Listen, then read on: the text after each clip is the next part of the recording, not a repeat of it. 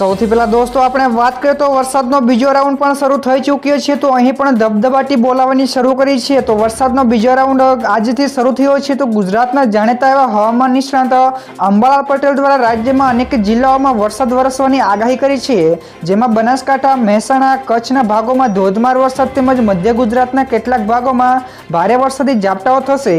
તો આ સિવાય પંચમહાલ, સાબરકાંઠા અને સૌરાષ્ટ્રમાં પણ વરસાદી માહોલ જોવા મળશે। આ સિવાય અમદાવાદ અને ગાંધીનગરમાં પણ હળવાથી ભારે વરસાદની સંભાવનાઓ છે।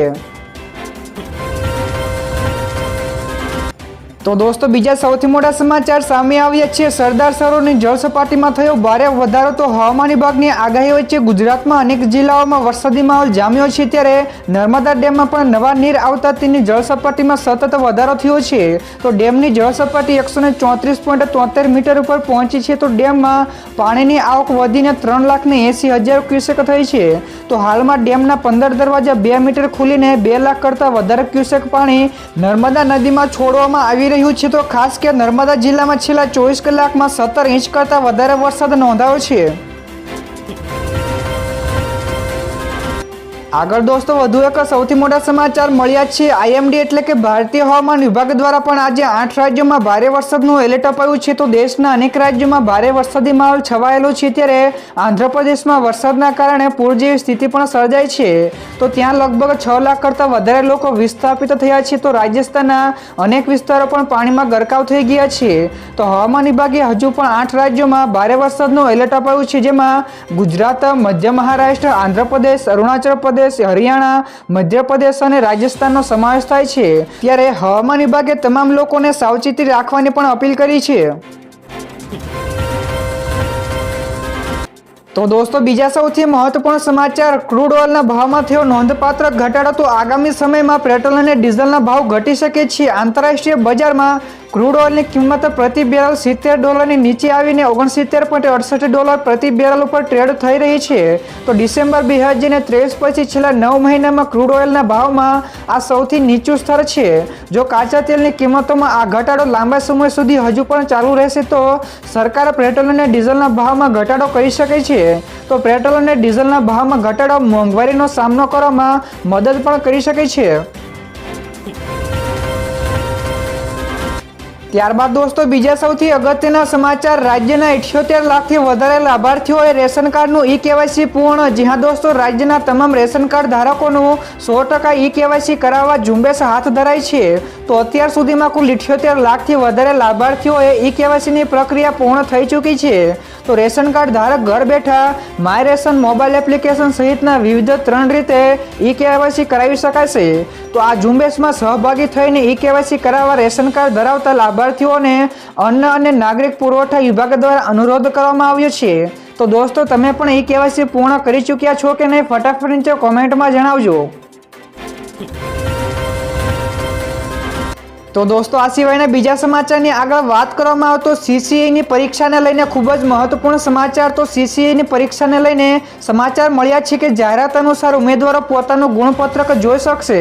તો ગઈકાલે સાંજે 8 વાગ્યાથી ગુણપત્રક જોઈ શકાશે। તો ઉલ્લેખનીય છે કે સીસીઈની પરીક્ષા લેવાયા બાદ ઉમેદવારો ગુણપત્રકની પણ રાહ જોતા હોય છે। ત્યાર પછી દોસ્તો બીજા સૌથી મોટા સમાચાર સામે આવ્યા છે। આખરે નીતિશ કુમારે કર્યું મોટું એલાન અને કહ્યું કે ગઠબંધન નહીં કરીએ। જી હા દોસ્તો, બિહારના સીએમ નીતિશ કુમારે જેડીયુ અને આરજેડી વચ્ચે ફરી એકવાર ગઠબંધનની ચર્ચાઓ ઉપર મોટું નિવેદન આપ્યું છે। તેમણે કહ્યું કે હવે તે ક્યાંય નહીં જાય। તો 2 વાર તે લોકો આરજેડી સાથે જઈને મોટી ભૂલ કરી છે। તો હું અહીં કે ત્યાં ફરી ક્યારેય નહીં જાઉં। તો ભાજપ સાથે મળીને તમામ કામ કર્યું અને હવે ભાજપ પાસે જ રહેશે। તો આ સાથે જ તેમણે વિશેષમાં કહ્યું હતું કે તખ્તા પલટાને ફરતા સમાચારોને સમાપ્ત કરવા માટે આ પ્રયાસ કર્યો છે।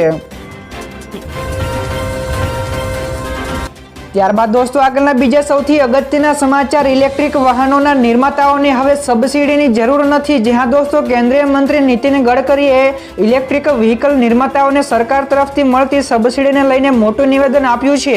તો નીતિન ગડકરીએ BNEF સમિટમાં કહ્યું હતું કે લોકો હવે ઇલેક્ટ્રિક વાહનો અથવા તો CNG વાહનોને જાતે જ પસંદગી કરી રહ્યા છે। તો શરૂઆતમાં ઇલેક્ટ્રિક વાહનોના ઉત્પાદનની કિંમતો વધુ હતું, પરંતુ માંગ વધવાથી ઉત્પાદન ખર્ચમાં ઘટાડો થયો છે, જેના કારણે ઉત્પાદકોએ વધુ સબસિડીની હવે જરૂર નથી।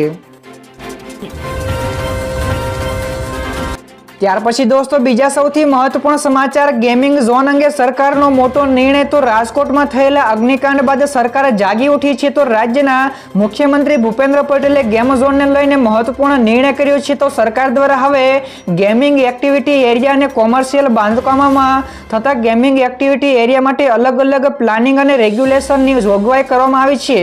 તો અત્યાર સુધી આવું ન હતું. તો જેમાં રસ્તાઓની પહોળાઈ, મિનિમમ એરિયા, બાંધકામની ઊંચાઈ, પાર્કિંગ તેમજ સલામતીના પણ ઉપાયો નક્કી કરાય છે. ત્યાર પછી દોસ્તો આ સિવાયના બીજા સમાચારની આગળ વાત કરવામાં આવે તો ઇઝરાયેલી કંપનીઓને અદાણીના મોટા પ્રોજેક્ટને મળી મંજૂરી. જ્યાં દોસ્તો અદાણી ગ્રુપના એક મોટા પ્રોજેક્ટને મહારાષ્ટ્ર સરકાર તરફથી મંજૂરી મળી ગઈ છે. તો સીએમ એકનાથ શિંદે અને ઉદ્યોગોની કેબિનેટ સબ કમિટીએ ગઈકાલે ₹1.17 લાખ કરોડના કુલ રોકાણ સાથે 4 મોટા પ્રોજેક્ટ્સને મંજૂરી આપી દીધી છે. તો હવે જેમાં અદાણી ગ્રુપ અને ઇઝરાયેલના ટોવર સેમિકન્ડક્ટર દ્વારા સંયુક્ત રીતે શરૂ થનારા સેમિકન્ડક્ટર મેન્યુફેક્ચરિંગ પ્રોજેક્ટનો સમાવેશ પણ થાય છે. ત્યાર પછી દોસ્તો બીજા સૌથી મહત્વપૂર્ણ સમાચાર. પુતિન યુક્રેન સાથે સમાધાનની વાતચીત માટે તૈયાર. જી હા દોસ્તો, રશિયાના રાષ્ટ્રપતિ વ્લાદિમીર પુતિને કહ્યું કે તેઓ યુક્રેન સાથે સમાધાનને લઈને વાતચીત કરવા માટે તૈયાર થઈ ગયા છે. તો પુતિને એમ પણ કહ્યું કે ભારત, ચીન અને બ્રાઝિલ બંને દેશો સાથે પણ મધ્યસ્થી થઈ શકે છે. તો આ સિવાય ઉલ્લેખનીય છે કે પીએમ મોદીએ રશિયા અને યુક્રેનની મુલાકાત સમયે પણ યુદ્ધ રોકવાની વાતચીત કરી હતી. તો આ પહેલા પણ તુર્કીની રાજધાની ઇસ્તંબુલમાં પણ રશિયા અને યુક્રેન વચ્ચે વાટાઘાટોના ઘણા બધા રાઉન્ડ યોજાયા હતા, જે સંપૂર્ણ નિષ્ફળ ગયા હતા. ત્યાર પછી દોસ્તો આગળ વધુ એક સૌથી મહત્વપૂર્ણ સમાચાર. સોના ચાંદીની ચમક મોંઘી થઈ છે. જ્યાં દોસ્તો બજારમાં સોના અને ચાંદીના વેપારની લેવાલીથી ભાવ ઉંચકાયા છે. જેમાં દિલ્હી બુલિયન માર્કેટમાં સોનાની કિંમતમાં ₹500 વધીને ₹74,100 પ્રતિ 10 ગ્રામે પહોંચી છે. જ્યારે 99.5% શુદ્ધ સોનાનો ભાવ ₹500 વધારા સાથે 73,750 પ્રતિ 10 ગ્રામે પહોંચ્યો છે. તો આ ભાવ ગુરુવારે 73,250 પ્રતિ 10 ગ્રામે હતો. તો વાયદા બજારમાં પણ સોનાના ભાવમાં ₹183 તેજી સાથે 71,649 પ્રતિ 10 ગ્રામ હતો. તો ચાંદીના ભાવમાં પણ ₹335 તેજી સાથે ₹83,900 પ્રતિ કિલોગ્રામે થયો છે. ત્યારબાદ દોસ્તો ફટાફટ આ સિવાયના બીજા સમાચારની આગળ વાત કરવામાં આવે તો કંડલામાં ગેરકાયદેસર દબાણો ઉપર તંત્રનું બુલડોઝર ફર્યું છે. જ્યાં દોસ્તો કંડલામાં ઓથોરિટી દ્વારા દબાણ હટાવવાની કામગીરી કરાઈ છે. તો 50 વર્ષથી ઊભા થયેલા ગેરકાયદેસર દબાણો ઉપર તંત્રનું બુલડોઝર ફેરવી દીધું છે. તો પોલીસ અને CISFના સહયોગથી કચ્છના સૌથી મોટા ડિમોલિશન્સની કાર્યવાહીથી એક જ દિવસમાં 600 જેટલા કાચા અને પાકા દબાણો તોડી પાડ્યા છે. તો અંદાજે 400 કરોડની પણ 150 એકર જમીનને દબાણ મુક્ત કરાય છે. જેમાં ગરીબોની પણ ઉચાળા ભરવાનો વારો આવ્યો છે. ત્યાર પછી દોસ્તો આગળના બીજા સૌથી મોટા સમાચાર. 200 કિલોથી વધુનો ગાંજો અને MD ડ્રગ્સનો જથ્થો ઝડપાયો છે. તો અમદાવાદ ક્રાઇમ બ્રાન્ચને મોટી સફળતા મળી છે. તો ઓડિશાથી ટ્રકમાં ભરીને લાવવામાં આવેલા 200 કિલોથી વધુનો ગાંજો અને MD ડ્રગ્સનો જથ્થો ક્રાઇમ બ્રાન્ચે પકડી પાડ્યો છે. તો આ સાથે 3 આરોપીઓની પણ ધરપકડ કરવામાં આવી છે. તો સામે આવેલી માહિતી અનુસાર ડ્રગ્સનો જથ્થો વટાવા GIDCમાં ડિલિવરી કરવાનો પ્લાન હતો. તો સાથે જ જથ્થો કોણે આપવાનો હતો તે દિશામાં વધુ તપાસ હાથ ધરવામાં આવી છે.